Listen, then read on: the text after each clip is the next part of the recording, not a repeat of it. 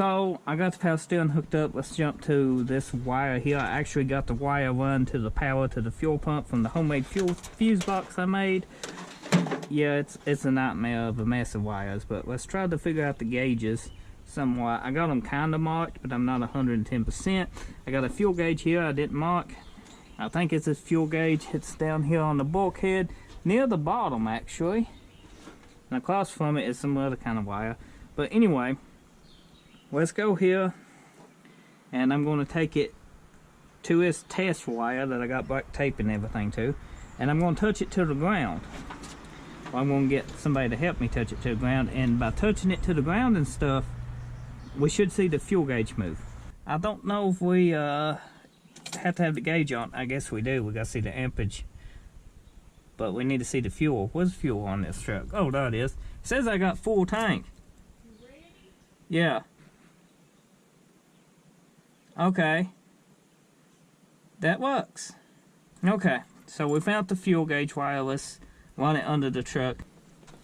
So let's go ahead and mark our other extremely long wire here for a fuel sender. And I marked it twice just in case one side gets mixed up, and you know, we got 2 yellows here.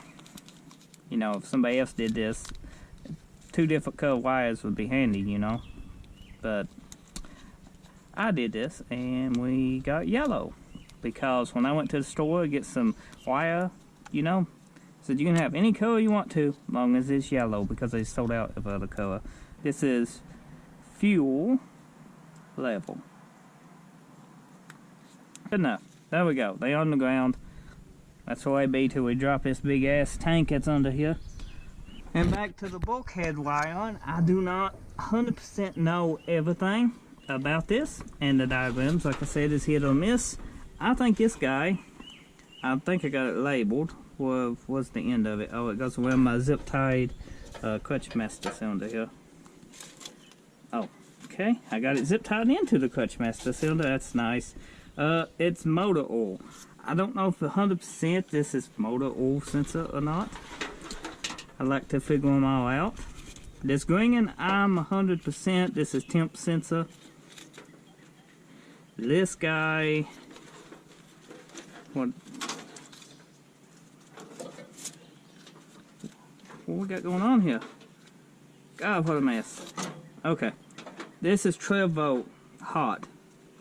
This is here, and to be honest about it, this is 12 volt hot with a key, and I think this is for the tank selector switch, which I'm not running dual tanks anymore on this tank. I will probably put an air tank on the other side.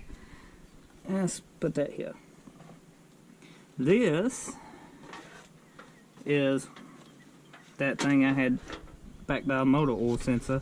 This sensor here, I'm not 100% on. I got this in is Alternator charge wire, which I don't think this is a charge wire. I think this might be oil too. Maybe this is oil? I don't know. Let's check it. When stripping wires, always cut away from yourself. I get a finger reattached once. I don't have no feeling in that finger anymore neither. It was a scary time too, because they thought I might cut like a ligament in the thing. So let's check oil pressure. I need to glue a toothpick to it, but go ahead, ground. It goes automatically to 60 for some odd reason. So let's try the temp sensor. Touch it to ground if you don't care. It did shit. I don't want to do this because I ain't did it yet. I ain't never actually looked under the dash. Oh, at the wires. So let's try the temp gauge. If you don't care, touch it to ground. Take it loose. Do it again. Okay, temp gauge works. Okay, we got the temp gauge. We got the wire all lined. I actually got it up here on top of the intake marked. Let's try to figure out the oil gauge. If I can get the oil gauge working, all my stock gauges in this truck will work. Only thing I don't have is a tack, but I don't plan on cranking this 6,500 RPMs. So stock gauges is fine with me. We put some overlays in them and some new needles. As you think the needles on mine was broke. Or we can super glue some toothpicks on them. Let me know in the comment section what you'd like to see. Let's just go ahead. This says maybe oil. So let's try this one. This is a 12 volt key. Now this 12 volt key I think is for either the sender tank switch thingy, or it's for maybe this truck with throttle body and it's for a fuel pump. Not 100% on that, but we won't be using that. That leaves two wires. That leaves this wire and this wire, and they double. So oil plus oil, because I don't think the alternator wire is here unless one is, but because my alternator seems working, maybe it's one of these guys. I don't know. We take it.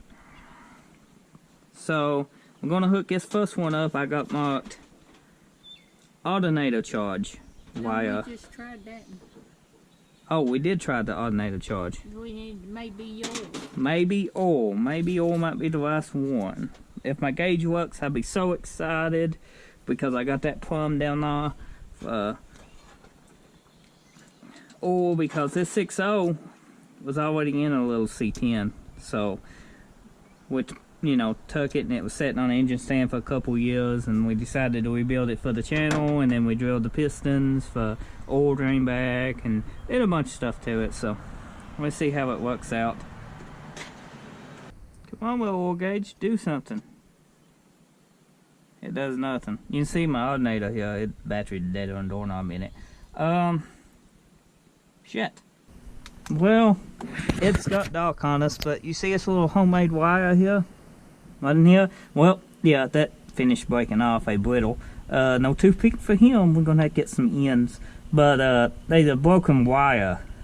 I chased that wire, and I finally brought out the voltmeter, and you can put it on tone, and you can figure out where everything goes. It didn't have a tone. So I run that sensor down underneath the truck to the pressure, oil pressure thing, and guess what? It broke. The tab broke off of it. So joy, joy, joy. I don't know if you can tell, but it's starting to come a storm, and I was going to do some more wiring. So if you enjoyed this video and want to see more of me wiring this truck up and stuff, let me know in the comment section. I'm going in because it's coming a storm. Get subscribed if you're new. You're a returning subscriber. Thank you for watching. I'll see you next time.